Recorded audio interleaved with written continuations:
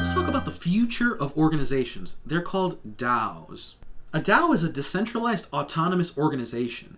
It's kind of like a collective of individuals, companies, governments, and protocols that come together and make decisions about a network. A DAO could look like something like the Maker Protocol, a protocol where users can collateralize Ethereum to take loans.